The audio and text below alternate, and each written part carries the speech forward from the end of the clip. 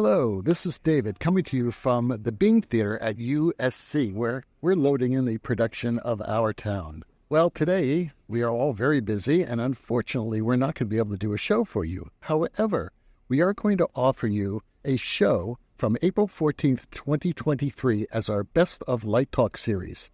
Yes, on that day we interviewed lighting genius Jennifer Tipton. And a special treat to you all, sit back, relax, have a margarita, and enjoy this chat with Jennifer Tipton. See you next week.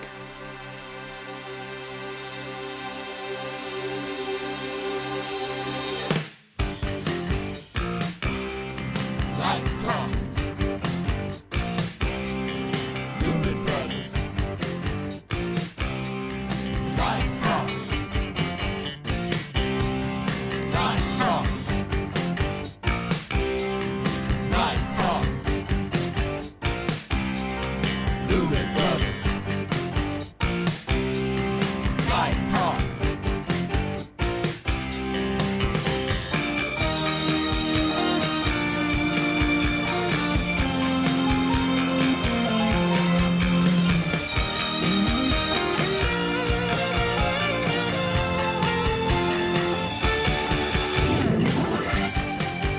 Hey, this is Steve in Dallas, Texas. It's Saturday morning, my friends, and you are listening to Light Talk. Good morning. This is Stan coming to you from Gainesville in Florida. And we're kicking off our 7th season with a very, and I mean very, very special guest on Light Talk. This is Ellen coming to you from the tropical Isle of St. Bart's, and you are listening to Light Talk. And this is David coming to you from the beautiful Belmont Shore neighborhood of Long Beach, California. And if you don't already know, you are listening to Light Talk, and we are the Lumen Brothers. And sister. That's right, Ellen. And sisters today. Well, yes. Yeah, we do have another sister, which is fantastic, and this is a great honor. But welcome, everyone, to episode 315, the beginning of our 7th season of Light Talk. 7th season, Amazing. 7 years. Isn't that crazy? All right, there we go. Yeah. Stand aside, Johnny Carson. All right. So, and to help celebrate the beginning of season 7, we have a very special surprise, and that is another interview with a legend of light. Today we have our friend Jennifer Tipton here to discuss her amazing career and her thoughts on the present and future of lighting design. Good morning, Jennifer. Thank you for being here with us. Good morning from New York City. Wow. How's the weather there today?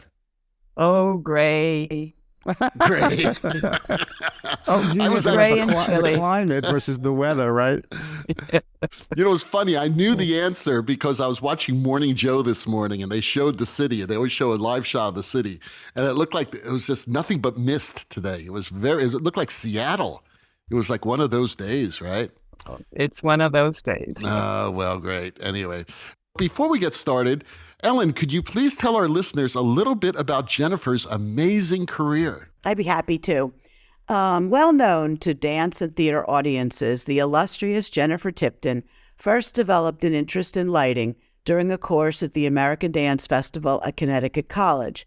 Winner of 2 Bessie Awards and an Olivier Award for dance lighting, she has worked with such choreographers as Mikhail Baryshnikov, Yuri Killian, Dana Reitz, Jerome Robbins, Paul Taylor, Twyla Tharp, Dan Wagner, Trisha Brown, among many others, and for such companies as American Ballet Theater and New York City Ballet. She is a professor emeritus of lighting at the David Geffen School of Drama at Yale University. She has also worked extensively in theater and opera, winning many various awards along the way. 2 Tony Awards, Drama Desk Awards, an Obie, and you name it. In 2008, she was named a MacArthur Fellow, at which time an article about her work noted, her use of white light in theater and dance was especially noted, as was the range of her artistry for both small and large productions, and her influence as a teacher. As a committed teacher, Miss Tipton has influenced a generation of lighting designers, and her dramatic imagination continues to push the visual boundaries of lighting design in new and exciting directions. Jennifer, it is great to have you as our guest on Light Talk today. Welcome. Thank you. I'm delighted to be here. Wow, that bio is just amazing. And something just came to me because you are an expert in white light. You really are. And my first question is, speaking of white light, how do you feel about LED? I was going to say, but I'm so excited about these new instruments, that bring their color with them and all those possibilities and choices to make. And I'm loving using color. So I still love white light, but I love color too. The white light question and your use of color temperature and correction and intensity, do you get a little bit excited about that tunable white, like the dynamic of shifting within the white range using this new technology, as opposed to the filters that we had to do in the past? Is that the dynamic? Yes, absolutely. I mean, there's so many colors of white now. That's fun. That's awesome. That's awesome. Over the decades, your influence on lighting designers around the world has been, quite frankly, pretty dramatic. And so I'd like to know what artists or designers influenced you in the development of your style and method. And I know Tom Skelton is in there, but are there any others? Well, certainly Tom Skelton was my mentor and sort of taught me a lot. But mainly they've been people other than lighting designers, like Paul Taylor. Certainly, I learned pretty much everything that I know about light from him, and from Robert Wilson, and from Mike Nichols, and from many directors that I have worked with. I have learned about light. I'm working with the Wooster Group at the moment, and much of what I have learned about all the possibilities of light, thinking on the other side, thinking about use of light that is not the usual thing that would pop into your head. That's all come from other people stimulating me. And any visual artist, those are choreographers, any from, like you said, and I love that answer, but outside of our sort of circle. No, visual artists, there's so many that it's hard to name any one or two, because certainly the sky, nature. well, I like, let's throw, since you're saying sky, like, do you look at the work of people like James Turrell or Dan Flavin and fine artists? Certainly, love it all. And all the painters who paint nature and form, like Hopper. I don't know. It's there's hardly anybody that I look at that doesn't inspire me in some way. I think many would agree that somehow there's a bit of mystique around, and I'm going to put your name in quotes, Jennifer Tipton, the designer. And I'm going to tell a little story here. So one time you did a little workshop at Northeastern University right next to the Huntington I think it was the 90s, and I was teaching there. And you were going to demonstrate cueing for dance. And everybody made the theater. It was like a church. Everything had to get cleaned. Everything had to get set. It was very like, wow, this is going to be a holy event. It was quiet, dark, and you came in and you were escorted through the backstage, and you were wearing, I don't know, some kind of a wrap or a black cape, and it was really sort of a thing, right? And they had a God mic for you, and you were cueing into the headset, but we were hearing you over the speakers like the goddess of light. And so I wonder if that mystique is something that you intentionally developed, or is it something that just happened, or maybe it's something you don't even agree with and it's a silly notion?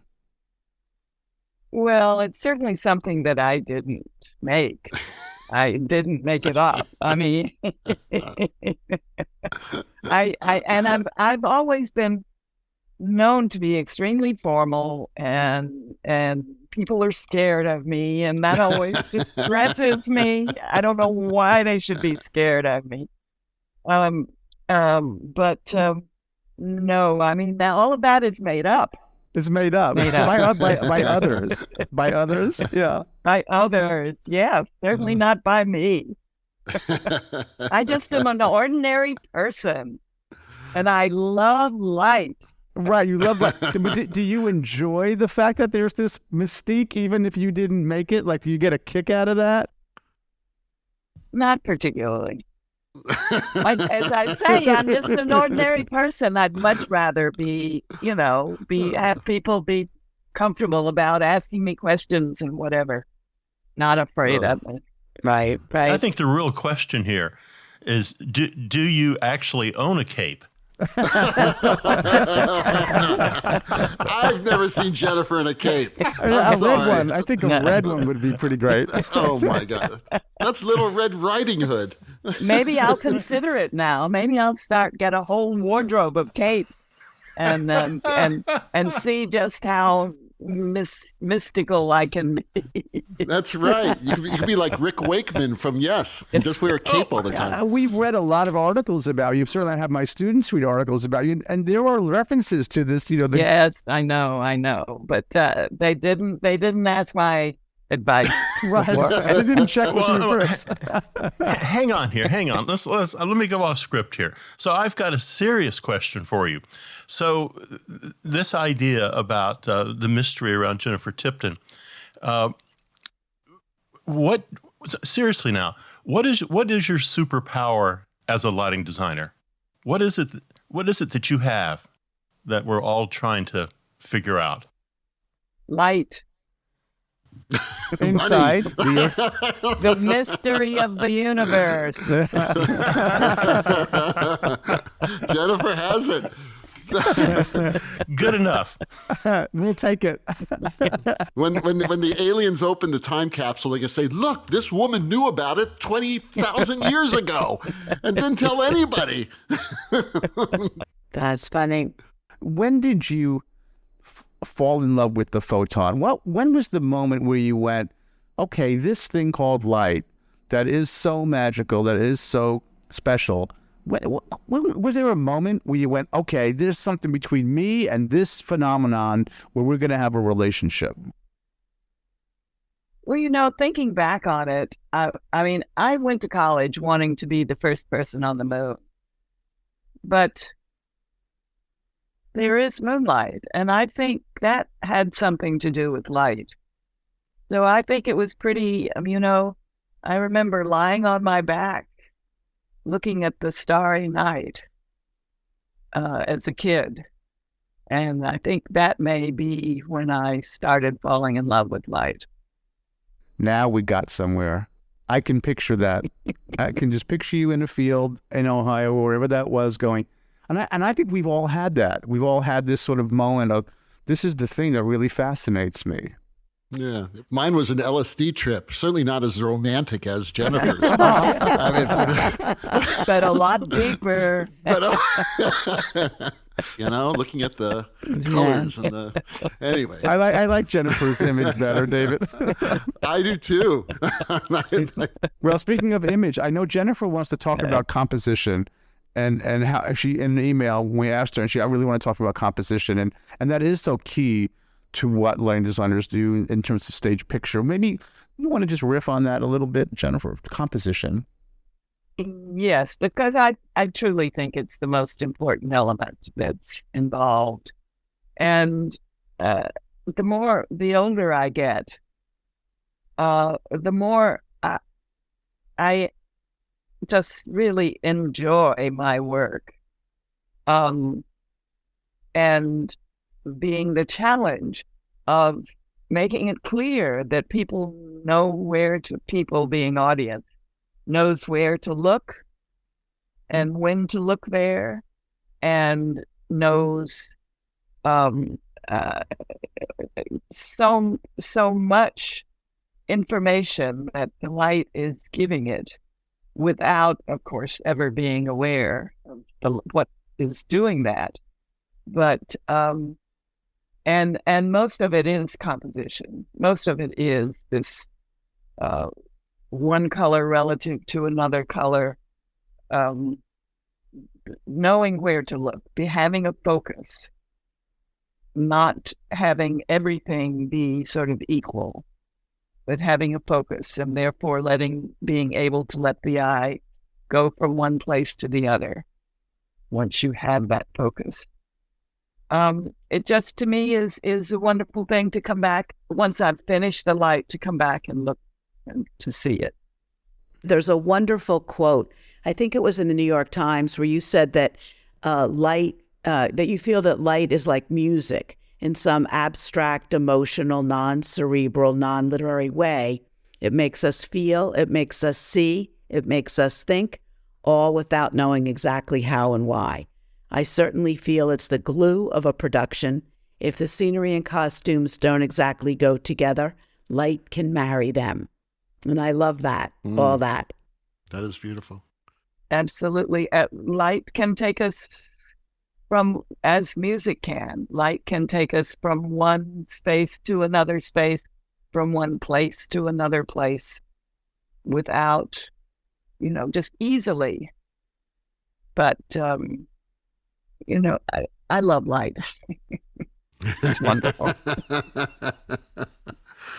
I think you began with Paul Taylor as a lighting designer, and obviously have worked with major choreographers all over the world. And I was just wondering if you can talk a little about some of the specific challenges of dance lighting. The difference between theater lighting or drama lighting and dance lighting, shall I say, is that in the theater, you have a director who is a person whose point of view matters. That's what you're doing when you do a piece of theater. In dance, it's the choreography, it's the maker, it's the playwright, if you would. It is the choreographer. And that's very exciting, to be working with the choreographer, working with the maker. And I always ask the choreographer not to tell me anything about the work before I see it the first time, so I can truly be the audience and say to him or her that, oh yes, you think the ghost is over here? Well, I didn't really feel it over there, so you do have to make some changes, or maybe we can work together, or whatever. It may be a more abstract idea that doesn't work. But you're making the piece together. The light and the movement and the music make the piece together. So that's exciting to me. Do you often get called back to relight your own work, like with Paul Taylor or with some of the Trisha Brown pieces? I know that like Stephen Petronio's been doing Bloodlines and bringing back a lot of old pieces. Do you relight your own work? And if you do you want to update it? I have always felt strongly about not updating it unless the choreographer has updated it. And therefore, I don't know the person who did that piece 10 years ago. And working with Paul Taylor, there was just once that Paul said, we're going back into the theater. And that was because in Last Look, which has panels of mirror on stage, and it's called Last Look, so it's an ugly dance. And I said to myself, and going into that, oh, great, this throwing the light around with those mirrors is going to be just terrific. And of course, it went into the audience, and the audience hated it. And many of them asked for their money back. And so Paul said, we can't do this. We can't do this. We have to change it. So we went back into the theater and changed it. So there was no light into the audience eyes. So I think of Jerry Robbins. You see, Jerry was attached to a company. So he saw all the performances of the work. So the opening was not a big deal. It was just the first of the many that were to come. And so he changed, without me, he changed light happily and liberally. But primarily, I feel that I don't know the person who did the light intimately, so I don't want to change it. And I have a good way of writing it down, so I know that I'm doing it the way that it was done originally.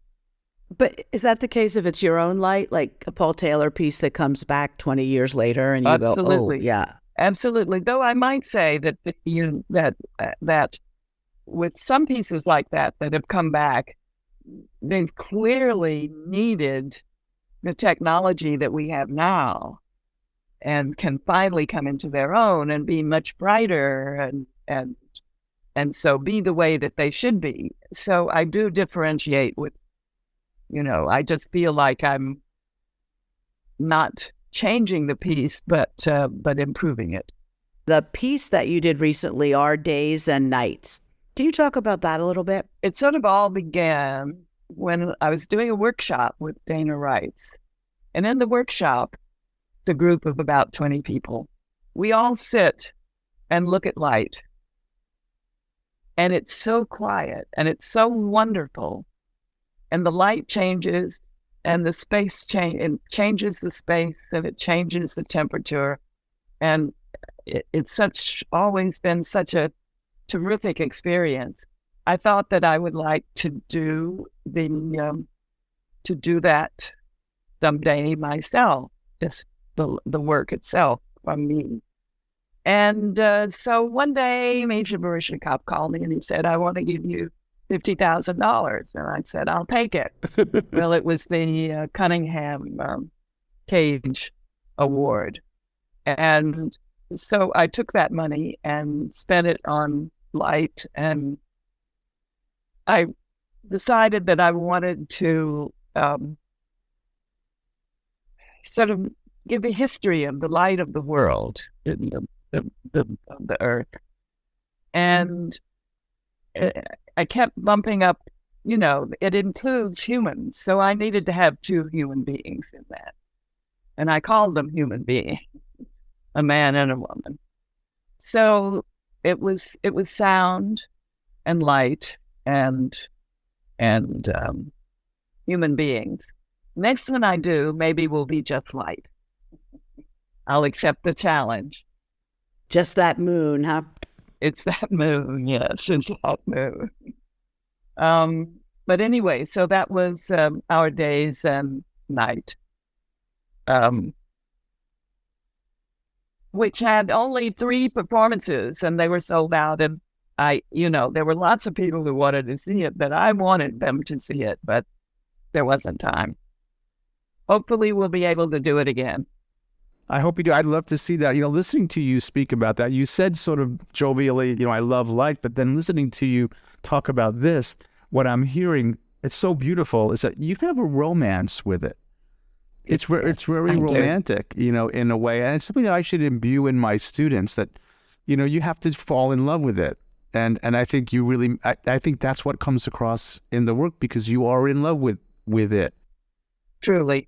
Yeah, truly, you are. Yeah. And it's really, there's your title, David, A Romance with Light. Romance with Light. I mean, I can hear the love in the voice about the relationship with the medium, and it's really quite inspiring. Just the dovetail on that, you must have designed thousands of shows. I don't work nearly as much as you have. And it's amazing, because I always think back about what were the most important moments? What were the most vital moments? What happened here that made me change the way I think, or that informed me, or that inspired me? So I'm going to ask you a really difficult question. Can you pinpoint the moment you spent, either in the theater or anywhere else, creating your art, that really made you stop and think and say, wow, that is just amazing? Well, early on in my life, I did a piece that was nearly perfect. It was called Celebration, the Art of the Pas de Deux in Spoleto, Italy. And it was Jerome Robbins, and we had 6 couples, and he called them couples from 6 different countries, even though many came through New York City Ballet, but they were, they did represent the country that they came from. And that piece, for some reason or another, it was truly perfect. And at the end of it, there was only one thing that I would have wanted to change if I could have, and I couldn't. And that was because I wanted to change the color in a light that was unreachable. So it had to be the wrong color for one of the, I used it in 2 dances, and it needed to be the wrong color for one of them. But so there was that, and that to me sort of has been what I have been aiming for all of my life. But you've gotten really close, I'm sure, on a lot of shows, right? I mean, what was the most awesome moment where you just said, like, that's really great? Working with the Wooster Group for the first time and using bounce light, that bounce cards, light that really bounced, was very soft and bounced off of matte white cards. That too, to find that and explore that, and to bounce off white costumes. So bounce light to me was a huge, huge discovery. In the beauty of indirect light. Yeah. Right. Yeah. I'm going to be a genie and ask you, if there's any technology that you wish existed right now, what would it be for your work as an artist? I don't know. I'm a dinosaur. No, you're not. I like what I grew up with. Yeah. So, and I always say, there is only one good place for a light, one right place for a light. And if you want it to be 2 colors, that's already a compromise. Right. So this idea of moving lights, it's a whole new ball game for me. And I certainly have enjoyed it. It isn't that I hate it, but it's certainly new, and it's certainly, if I were beginning it now, I would think about it differently. I would think about the craft of it differently, I think. Interesting. Would you like to be able to talk to a light board and tell it what to do, and it would directly respond? And then if it did it wrong, you could say, no, I mean like this. I mean, with that, in terms of the communication link, because sometimes there's the wonderful collaboration between you and a programmer, or somebody on the team, or having that. Would that be would you relish a more direct relationship, like brush to canvas or just write to canvas without even have to pick up a brush? I mean, just from your mind. I mean, that's maybe coming, and I'm just curious if you have a reaction to that. No, it's true. And and of course, I mean, that's so that you don't, you wouldn't have to look at the paper so much. And I can imagine enjoying that, even though I do enjoy working with a good programmer. That is coming. That's ChatGPT, and it's it's coming, right? And it's going to be very interesting. We've talked about that on our show quite a bit with Bob Bonyol and a lot of people like that who are really into this technology right now. It's changing our world, and it's going to change it in the next few years, which is really freaking us out. And it will know what colors you like to use together. That's right. That's right. And, I'm looking forward to the time I could turn to a lighting board and say, could you please make this cue look like Jennifer Tipton designed it? It'll be a Tipton library. And it will, right? And I'm sure it will have the possibility of doing things like that. Right. Yes? That's right, because it'll know all your work. Which is really scary. I love that it. That is scary. That's the sadness of doing all this work, is that there's nobody in the world who's seen it all except me. That's right. Isn't that kind of cool? Yeah. On one day, maybe. On another day, not so. This is how I've always rationalized the temporal nature of theater. I think it's Right. really cool that no one else is going to see this, that the show's going to end. Maybe not. It is true that if you video record everything, then the AI can, browse through all those videos and go, yes, this is, it's like asking it to write a short story in the way of Ernest Hemingway and then rewrite it in the way of, John Dos Passos, and then rewrite it in the way of, somebody else. And then you say, okay, light this in the style of Jennifer Tipton, light this in the style of Don Holder, light this, and then it will scan all the videos and give you back what you're asking for. Well, It's kinda maybe scary. it'll give you back what was interesting. I don't know if you heard about this guy who won an art contest in Colorado, and he did it with an image, and it was quite beautiful. And it took him, he said, 80 hours of constantly refining the prompt into the image generator until he got what he wanted.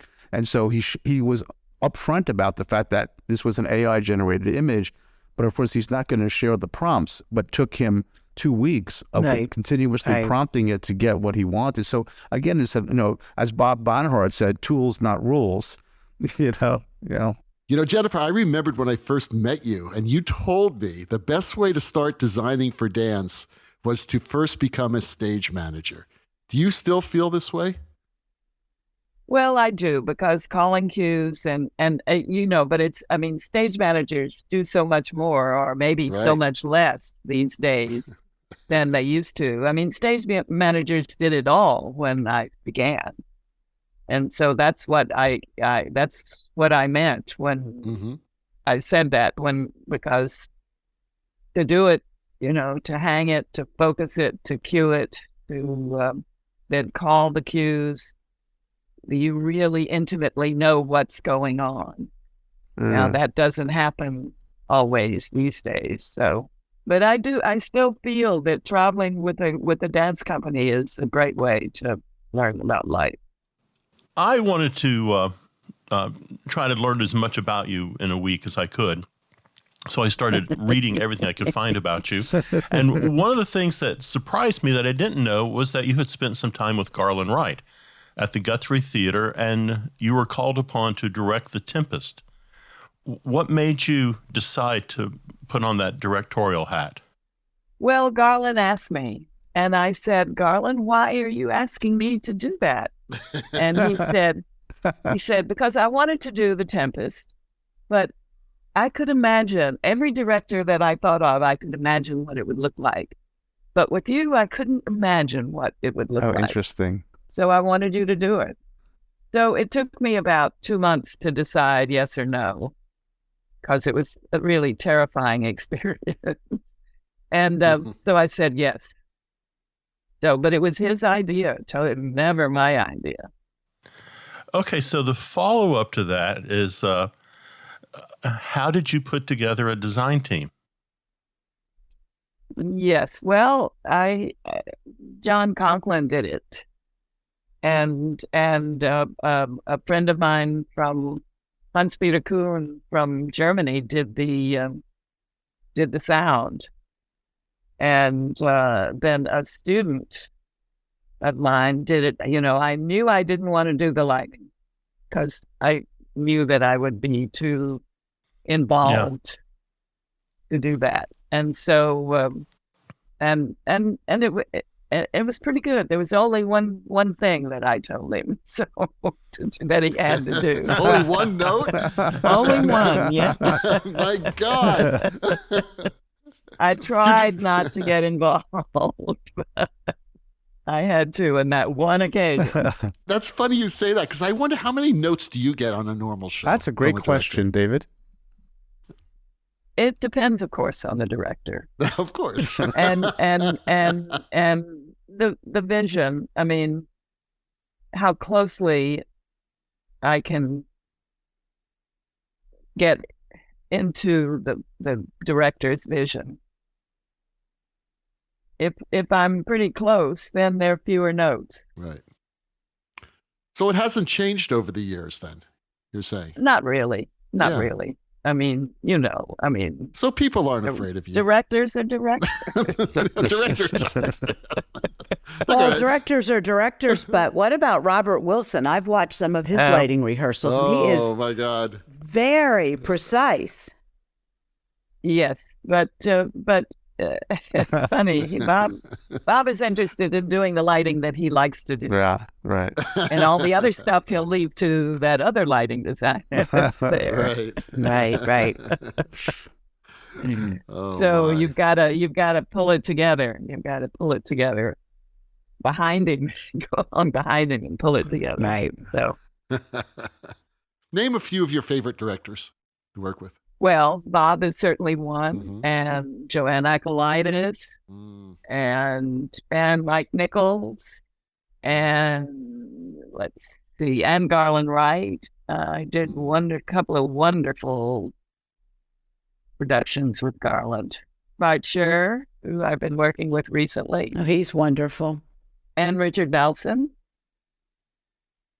So there are many, and they're different. Was that Tempest the beginning and the end of your directorial career? Pretty much. I did a workshop at Yale, and it was just terrible. I mean, I was terrible. No, you weren't. It didn't work at all. It didn't work at all. So Yeah. that was the real end. But I'm not a director. Are there lighting designers who are sort of your direct disciples, as it were? Well, like, what's the next generation? That's a very good question. And I am so happy that I have managed not to clone myself in my teaching. I tried very hard not to. And it was very interesting to me because there was one year that I couldn't, I was too busy. I couldn't be there for half the year, let's say, half the first year. And so the dean said, well, why don't we get one person rather than having lots of people come? Why don't we have one person who comes? So there was one person who did the supervision, did the teaching while I was gone. And I came back, and we always had two students. And these two were so different. And they produced a plot, and it was the same plot. And, someone had said to them, this is the way you do it, which I have never said. I've said, this is the way that I do it, but I've never said, this is the way you should do it. You have a beautiful foreword in Steve Shelley's book about that thing, and I remember it by heart. Is that there is a method, and you can learn that way first, and then you learn your way, right? And I always thought that was a good edict, a good principle. Well, as McCandless said, a method, not the method. Right. That's right. Exactly. That's right. Exactly. I think that's the biggest struggle that lighting teachers have, is to learn how to do this, or any artist for that matter, any teacher, person teaching art, is how you remove your own art and your own style from undue influence. People can be inspired by you, by your work, but that doesn't mean they have to become your clone. Right. And I Exactly. think a lot of people suffer from that. A lot of teachers suffer from that. Too many suffer from that. It feels like a tightrope walk all the time. Well, I think that's a segue into my last question then, is since you gave your lighting designer at Guthrie one note, what is the one note you want to share with some of our younger listeners as they start their careers as designers? Perfect. No, I think I simply said that should be a downlight. Well, there you go. You heard it from Jennifer Tipton. All you need is a downlight No, to start but your I career. hate downlight. I hate downlight. As a matter of fact, at Yale, I always said no downlight. Right. No downlights and paper no flash. downlights allowed. Oh my God, that's funny. It's not architecture, it's theater. Stop with the downlights. Right. Well, that's like Lar Lubavitch. For a while there, he was on a jihad against side lighting. So Jennifer's on a jihad against downlight. I think Clifton Taylor told me when his early lighting students, they are not, because they work in plan, but he says he has the edict, no downlights. You got to do this plot with no downlights. Yeah. There you go. I'm for that too. Me too. Just side light. That's all I need. Just give me some side light or any light that's not downlight. Back is nice. Back is nice. Diagonal back is better. Diagonal back. We love it, right? My Headlight, favorite. shin kicker is everything, but the hell with that Downlight doesn't light anything but the floor. And the top of Exactly, somebody's head. just right. lights the floor. And the it tip of lights their the nose. floor. And creates shadows. It's awful. Okay, enough. There might be a moment for it, but And the moment right now is to end the show. So, Jennifer, thank you so much for being with us this morning. It was wonderful talking with you again, and for you to share your amazing, just a tiny fraction of your amazing career with us. And our listeners are going to love it. We have a lot of students who listen to the show. By the way, we had a high school student on last week who's a listener of our show, and he was amazing. His name was Clayton. Quite articulate. And it's wonderful that we can have people like you on the show for these students, because he's going to eat this up. David, you'll have to tell Jennifer what I think this show is going to get a lot of downloads. It's going to be a hit. Okay. Well, it will be a big shit. We are quite popular throughout the world, especially in the Faroe Islands. That's a big place for us. Yes, that's great. Yeah, it's great. There are 7 lighting designers in the Faroe Islands. I don't know if you knew that, Jennifer. Wow. But just No. I know. We still haven't cracked McMurdo Station, though, in Antarctica. No. Get those people listening to us. I'm working on it. So good luck, Jennifer, with everything. You're working with the Thank Wooster you. Group now, right? Was that open or is that done? No, and take at least a year. Okay, well, you're going to have to tell us a little bit about that project. Can come back after it and tell us how it went, all right? Right, exactly. Great. Well, Okay. thanks again, Jennifer. Great. You're quite welcome. Well, the rocking sounds of the Luminoids tells us that once again you spent another morning listening to Light Talk. You can hear our show on just about every podcast site out there. Check out our website at lighttalk.org and be sure to follow us on Facebook and subscribe to our podcast. That way you will not miss a second of Light Talk insanity. No guarantee is offered regarding the accuracy of any statements or opinions made on this podcast. However, If you do decide to litigate, the Snoot Group with the legal team of Sparks, Burnout, and Chase will defend us until our retirement funds are depleted. Light Talk is written and produced by the Lumen Brothers and Sister, coming to you from Long Beach, Gainesville, St. Bart's, Manhattan, and the Republic of Texas. And be sure to join us next week when we talk about more lighting shenanigans and serve you more of our casserole of nonsense. I'm going to alter my line tonight and say Light Talk is broadcasting not questionable, but unquestionable Lumen knowledge on this show and a little bit of humor around the world. So, Jennifer, thank you again for being with us this morning, and we'll see you all next Saturday morning. Bye-bye from Light Talk. Thank you. Bye-bye. Toodles. Thank you. Thank you.